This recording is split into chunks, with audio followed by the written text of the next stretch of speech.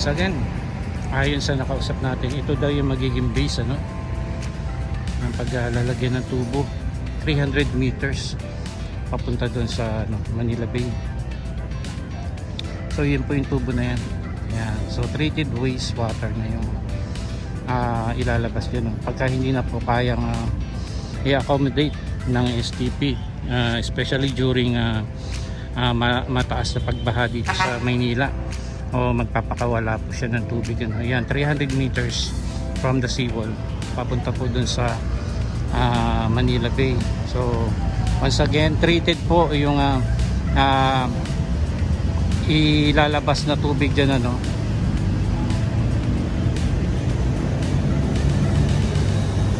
Okay, busy na po sila.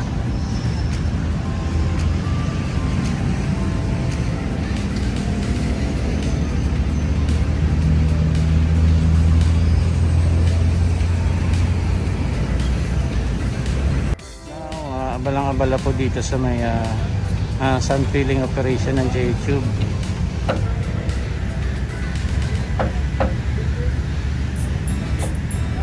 And ganun din po yung dredging operation.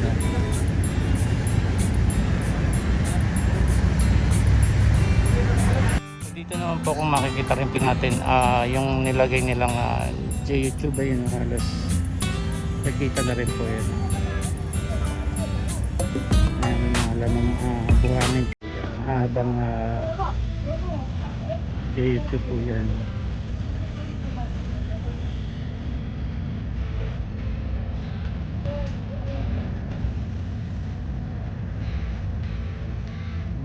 Hindi po.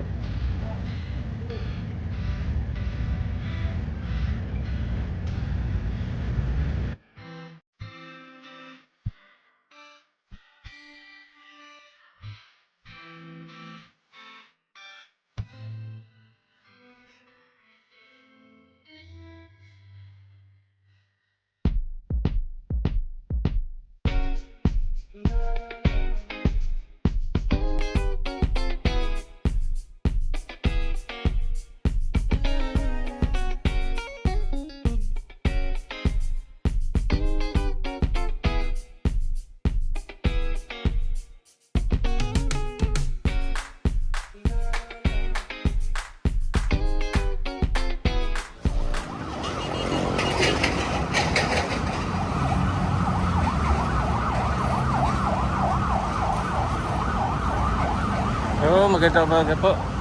Update po muna tayo dito sa Manila Bay Dolomites.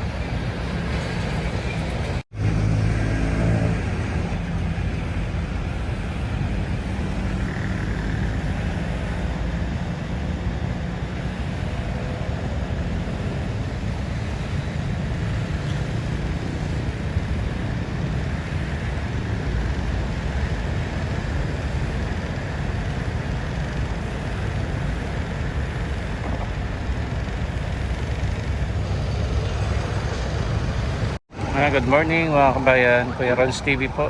At ito po, nagsasagawa na naman po sila ng pagtatahi-tahi ng mga geotextile fabric na gagamitin po dun sa phase 2. Yan, malapad po yan.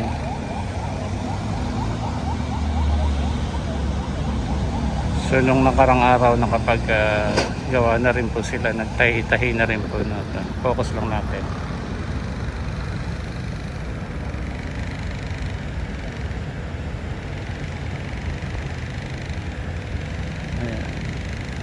Bali itong textile fabric ginagamit po noon bago nilalatag po yan sa dagat kung saan yung area na pagtatambakan ng black sand.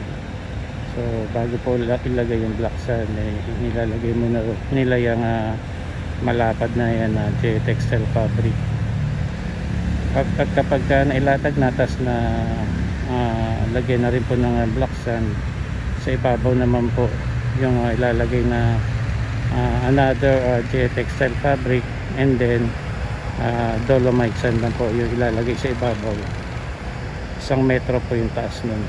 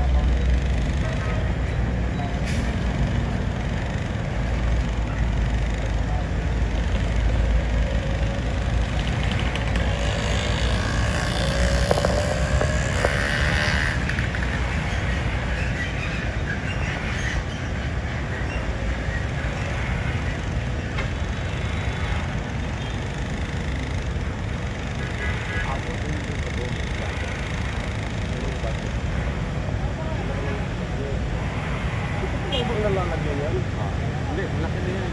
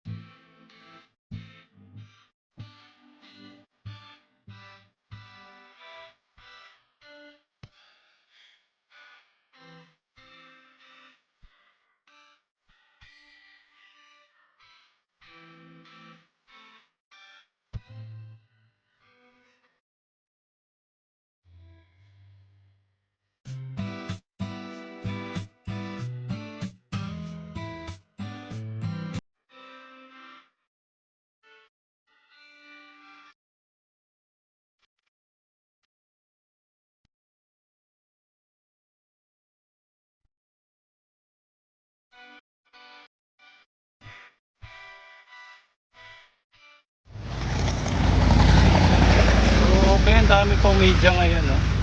Then PTV4, kanina ay merong ABS, no? Ito lang po tayo dun sa may nandiyan rin po yung UNTV. Okay, yung PDO po, busy and